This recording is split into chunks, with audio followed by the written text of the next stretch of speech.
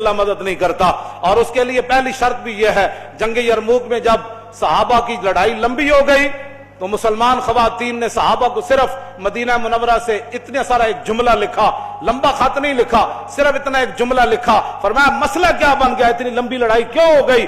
انتم انصار اللہ. فرمایا کان کھول کر سنو، اور کسی نے دین کی مدد نہیں کرنی، تم ہی دین کے مددگار ہو، تم ہی دین کے مددگار ہو. تو یہ تاخیر کیوں ہو گئی جنگ یرموک میں؟ وہ جو جملہ ہے وہ آپ کے لیے اور میرے لیے تمام کے لیے مینار نور ہے. وہ فرمایا انتم انصار اللہ. کلمہ ہم نے پڑھا ہے تو ناموس رسالت کی بات بھی ہم نے کرنی ہے. کلمہ ہم نے پڑھا ہے تو تکالیف بھی ہم نے اٹھانی ہے.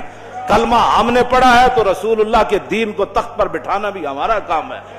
کلمہ ہم نے پڑھا ہے تو کفر کے سامنے ایسے کھڑا ہونا یہ بھی ہمارا کام ہے. آج کلمہ جو ہم انتم انصار اللہ، فرمایا تم ہی دین کے مددگار ہو، تم ہی اللہ کا مددگار سے مراد دین کے مددگار. آخری جملہ یہ اپنے کانوں کے اندر اس کو ایسی جگہ دیں کہ ساری زندگی گھر میں بلب نہ لگے شام تک. تو بیوی بندے کو گھر داخل نہیں ہونے دیتی، کہتی ہے تم کام مرے رہے، یہ تو اندھیرا ہے، کچن میں روٹی کیسے پکاتی؟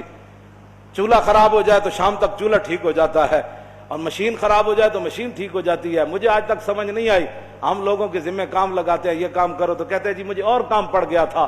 مجھے بتا دین سے بڑھ کر اور کام کون سا تھا؟ گھر کے تو سارے کام تیرے چلتے ہیں، جب دین کا مسئلہ ہے تو کل پر ڈال دیتا ہے.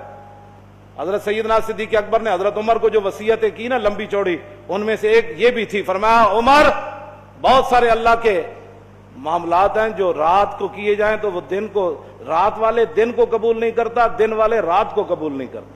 مانا یہ تھا کہ دن والا کام تو نے رات پر نہیں ڈالنا اور رات والا کام دن پر نہیں ڈالنا.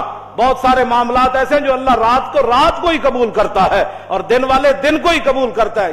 تو یہ حضرت عمر کو وصیت تھی کہ میں تو جا رہا ہوں، یہ نہ ہو کہ کیسر و کسرا فتح ہونے میں تاخیر ہو جائے. میں تو جا رہا ہوں، میں تو ہموار کر کے ساری زمین، یہ نہ ہو کہ حضور کا دین پھیلنے میں کوئی ایک لمحہ بھی تاخیر ہو جائے. ہاں یہ حضرت عمر کو صدیق اکبر نے فرمایا آج دین کیوں نہیں تخت پر آ رہا؟